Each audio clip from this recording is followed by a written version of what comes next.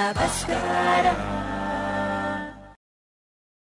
Oke, baiklah. Nah nih, yang udah menarik juga untuk yang namanya bisnis kuliner di Kota Malang. Apalagi Malang ini kan jajannya seabrek ya. Apalagi Mas Aryo yang sukanya jajan moto. Enak ya kerjaannya ya. Mau tukar boleh? Nih saya Boleh. jajan moto, kamu yang nge-host ya. Ya, boleh. Oke, kalau Mas Aryo sendiri dari komunitas gitu kan, ini kan juga sudah mulai support nih para UMKM, banyak sekali untuk teman-teman yang dibantu sekali oleh Mas Aryo dari Foodies Malang mencermati bisnis kuliner gitu ya. Seberapa besar pengaruhnya sih untuk masyarakat Kota Malang begitu? Apalagi komunitasnya banyak banget ya, Mas Aryo ya. Impact-nya kemarin sih kalau yang dilihat ya alhamdulillah banyak yang berterima kasih ya dari yang kita udah support UMKM itu. Cuma ya memang karena memang kondisinya sekarang seperti ini, daya beli dan daya jual juga berkurang semua, jadi ya sebisa mungkin intinya sih kita ya caranya ya tetap saling bantu ya biar sama naik semua. Ya kurang lebih gitu. Oke, saling support ya. Waduh, pahalanya banyak juga nih Mas Aryo ya. Nah nih, udah boleh untuk peserta juga boleh mulai untuk bertanya-tanya, manfaatkan waktu sebaik mungkin karena cuma 60 menit kebersamaan kita bersama dengan guest speaker kita di kesempatan kali ini. Bisa langsung nanya di chat box-nya karena bakal ada e-voucher spesial buat kalian semuanya dari Saboten dan juga Lucio Pictures. Sambil nunggu, kita boleh tanya lagi mengenai yang namanya para pemula bisnis nih, bisnis untuk pemula gitu Mbak Nia. Karena biasanya orang-orang kan sudah nyaman nih di zona nyamannya gitu kan. Gaji jadi karyawan enak kok, stabil gitu. Tapi biasanya gatel, pengen coba deh untuk bisnis kuliner gitu. Nah kira-kira untuk pemula deh kayak Nisa gitu ya. Jadi yang harus bisa untuk struggling sendiri, kira-kira starter pack-nya apa sih yang perlu dipersiapkan gitu Mbak Nia supaya niat lahir batinnya kenceng gitu untuk join bisnis kuliner.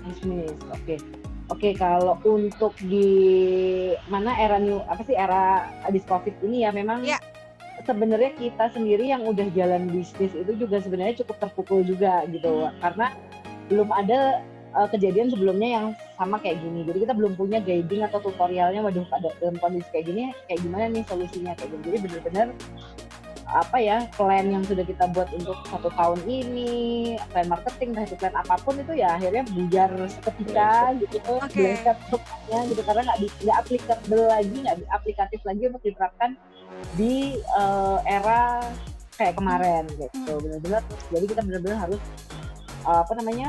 out of the box lagi, mikir lagi apa nih yang memang cocok dan bisa dilakukan di kondisi seperti kemarin gitu. Nah, untuk itu yang udah berjalan ya. Nah, untuk kalau teman-teman yang memang baru mau mulai gitu, jadi mungkin kalau dari kondisi sekarang sih harus lebih jeli gitu karena ada shifting di habitnya customer gitu. Mungkin yang sebelumnya keluar rumah itu biasa, nongkrong sampai malam itu biasa. Sekarang mungkin ada keinginan tapi tidak didukung oleh rules dan peraturan dari pemerintah kan gitu. Jadi ada perubahan-perubahan semacam itu. Nah itu yang nanti juga harus jadi titik poin, harus ngelihat lagi sebenarnya sekarang habitnya customer sekarang seperti apa sih gitu. Mungkin arahnya malah ke depan ketika memang kita dibiasakan untuk lebih sering di rumah gitu. Jadi kan berarti bisnis-bisnis yang megah, yang punya bangunan gede-gede, yang harus dine-in gitu mungkin nanti akan bergeser gitu. Jadi lebih banyak ke ojol, online ya?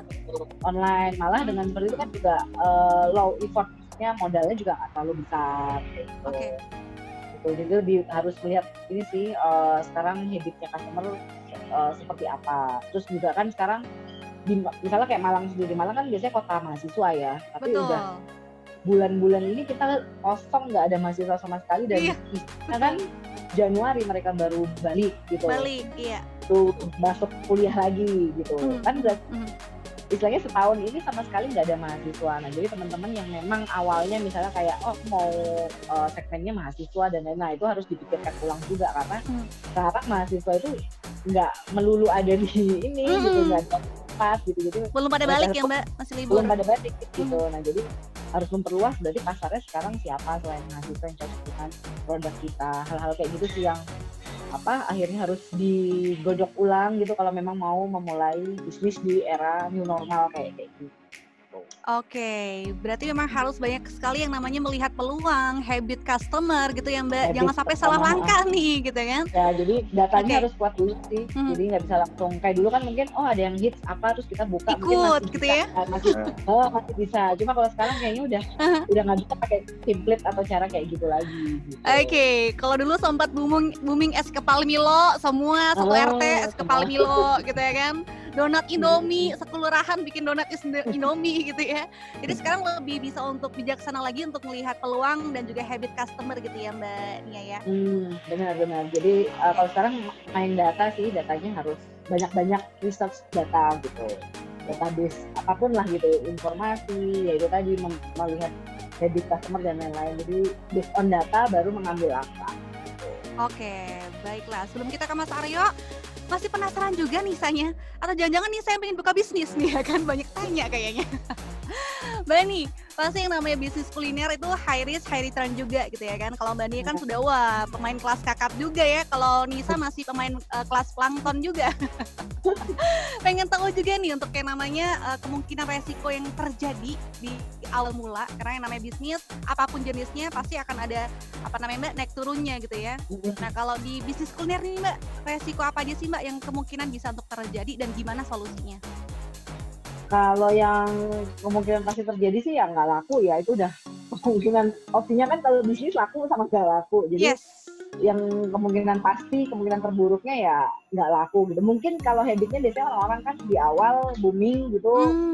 Gitu. Nah tapi gimana caranya kan kita menilainya kan bisnis ini bisa sustain atau enggak setelah 3 atau 6 bulan setelah opening gitu. Kalau emang setelah itu dia masih stabil atau mungkin ada penurunan tapi sedikit, nggak yang dari misalnya sehari 100 orang terus tiba-tiba cuma jadi 10, nah itu kan terlalu drastis gitu ya. Ngedrop ya. Ngedropnya banget. Tapi kalau benar. masih jadi dari 180 atau jadi masih di atas 50, nah itu kan berarti bisnis ini berarti diterima gitu sama customernya gitu. Cuma membutuhkan kolam yang lebih luas lagi. Misalnya kan kita mancingnya di kolam begini gitu, yang datang 100 orang itu tadi, nah berarti diperluas lagi, kolamnya lebih gede. Paling resikonya lebih ke penerimaan customernya sih, itu yang utama. Karena kadang teman-teman yang saya sendiri juga kalau mulai bisnis, yaitu kalau datanya nggak lengkap, nggak valid, researchnya nggak bagus, asal buka, asal latah, lihat yang hit, akhirnya ketika kita launching ternyata nggak sesuai sama keinginan customer gitu. Oke, jadi jangan sampai jadi bisnis yang hit and run gitu ya Mbak ya, ngehit kemudian yuk ambiar gitu kan seketika ya kan, lapaknya langsung ambiar sih ya muda ya. Oke, kita boleh tanya dulu yang sudah bergabung di chatbox. Halo, ada bernama Muhammad Husin. Halo untuk Muhammad Husin. Ke Mbak Nia ya, saya mau mulai bisnis nih Mbak Nia, tapi takut gagal. Rencananya nih, ternyata di Muhammad Husin sudah punya plan ternyata Mbak. Gimana kiat-kiatnya supaya kita bisa untuk menghilangkan rasa takut berbisnis? Kayaknya semua orang pasti takut ya Mbak awalnya ya, tapi gimana kita untuk memanage rasa takut itu sih Mbak Nia? Oke, kalau untuk bisnis kan memang pasti ada namanya itu kan untuk psikologisnya ya, tapi ketika kita memang secara teknis dan secara persiapan memang sudah matang, seharusnya tidak perlu ada rasa takut gitu. Nah makanya teknis dan persiapannya itu apa aja, itu yang harus di breakdown. Entah itu ya kayak research ke customer, memang customer membutuhkan produk kita nggak, menginginkan produk kita nggak gitu. Itu sih yang paling penting, karena kan kebanyakan juga teman-teman ya udah dilatah, nggak melihat sebenarnya customer ini butuhnya apa sih gitu, cuma latah. Itu yang kadang suka nggak diprioritaskan malahan gitu. Jadi cuma asal bikin tempat bagus gitu kok. Nah padahal kan sebenarnya ada keinginan dan kebutuhan dari customer yang harus kita penuhi gitu supaya long life bisnisnya gitu. Jadi kalau selama persiapannya memang sudah matang, harusnya tidak perlu khawatir gitu. Karena sudah fondasinya udah kuat dulu, konsepnya udah jelas gitu. Tapi kalau memang itunya belum ketemu, konsep belum jelas, datanya juga kemarin bikin bisnis atau produk yang dipilih kenapa asal muasalnya juga nggak tahu misalnya kayak gitu, nah itu memang butuh khawatir gitu, karena ketika nanti bisnis running bisa jadi memang nggak working gitu. Jadi memang harus apa ya, persiapannya emang harus benar-benar matang detail gitu ya Mbak ya. Detail, benar-benar detail. Meskipun bisnisnya Mbak, aku nggak seperti Mbak yang gede langsung, yang online aja, yang lucu-lucu aja Mbak, yang tipis-tipis. Tetap harus detail ya Mbak ya. Tetap harus ada SKB, SBOT, harus ada ya. Ya, karena kan juga misalnya kita misalnya nih jual casing handphone. Nah sekarang kayak misalnya di online, di marketplace yang jual casing handphone ada berapa ratus ribu gitu. Terus kalau kita cuma jual gitu aja kan, lah terus keunggulan kita apa? Kayak gitu dibanding toko-toko lain yang udah star seller lah, yang udah inilah kayak gitu. Nah itu kan untuk masuk, karena kita pemain baru, untuk masuk kan berarti kita harus punya bargaining power-nya apa nih, keunggulannya apa. Terus apa memang bisa memenuhi kebutuhan customer. Kalau sama-sama aja atau tidak bisa lebih baik dibanding kompetitor kan juga ya nggak akan dilirik kayak gitu. Oke. Berarti harus anti mainstream ya Mbak ya? Nggak harus anti mainstream juga sih. Maksudnya kan gimana Mas Aryo? Gimana? Mungkin Mas Aryo mau menambahkan? Lebih punya kayak ya tahu, pokoknya yang penting bisa memenuhi kebutuhan pasar, sama mungkin juga punya ciri khas juga sih masing-masing. Nah sama itu tadi, makanya kalau punya ciri khas kan akhirnya tetap jadi aku mau beli ini gara-gara aku kepingin ini gitu.